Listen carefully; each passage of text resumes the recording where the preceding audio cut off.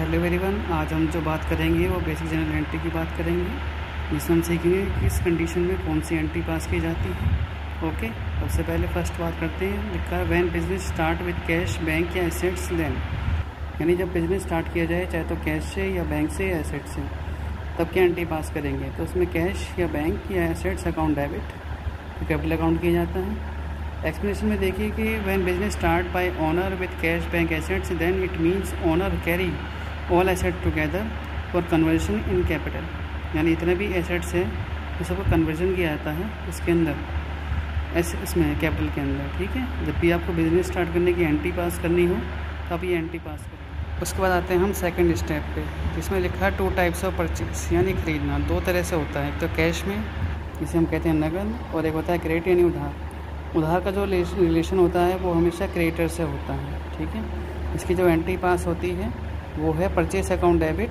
To cash account अगर वो नगद में है, और अगर उधार में है तो purchase account debit to creditor account होता है। ओके, जब हम उसे एंट्री पास करते हैं, इसका मतलब ये है कि it means that when owner purchase goods in both way by cash और credit, so both entries purchase account debit in cash और क्रेडिट, यानी दोनों ही कंडीशन में हम परचेस अकाउंट को डेबिट करते हैं, चाहे कैश में हो या क्रेडिट में।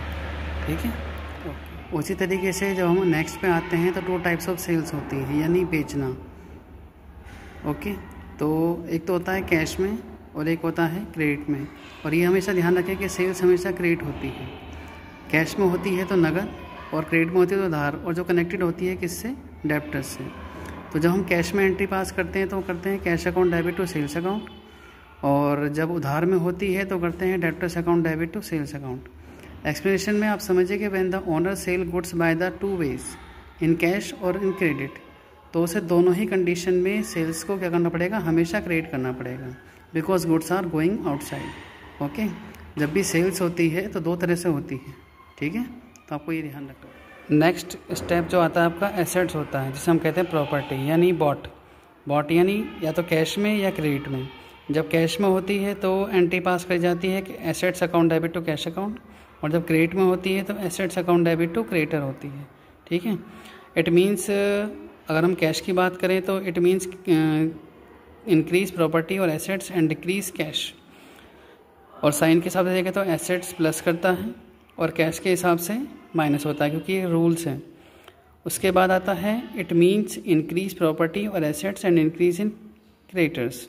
जब हम उधार खरीदते हैं तो हमारे क्रेडिटर्स बढ़ जाते हैं। अकॉर्डिंग टू साइन तो एसेट्स प्लस होगी और क्रेडिटर भी प्लस होंगे, क्योंकि रूल्स के अकॉर्डिंग ये हमारे पास एक क्रेडिटर बढ़ गया है इसलिए। ओके, नेक्स्ट स्टेप आता है एसेट्स प्रॉपर्टी सोल्ड, या कैश में या क्रेडिट में। ओके, तो cash account debit to assets account होता है जब उसे खरीदते हैं कैश में, तो कैश इंक्रीज, और नहीं जब बेचते हैं तो कैश एंड एसेट डिक्रीज, तो कैश प्लस होगा और एसेट्स माइनस होगी अकॉर्डिंग टू रूल। और क्रेडिट करने पर तो debtors account debit to assets account होता है, डेब्टर इंक्रीज़ होते हैं एंड एसेट डिक्रीज़ होती है। ओके, तो ये भी एक रूल है जिसके अकॉर्डिंग हम इसे डिफाइन कर सकते हैं कि डेब्टर प्लस हुआ है क्योंकि उससे हमें पैसे लेने हैं अभी, और एसेट्स माइनस होगी क्योंकि एसेट्स हमारे पास से जा चुकी हैं। ओके।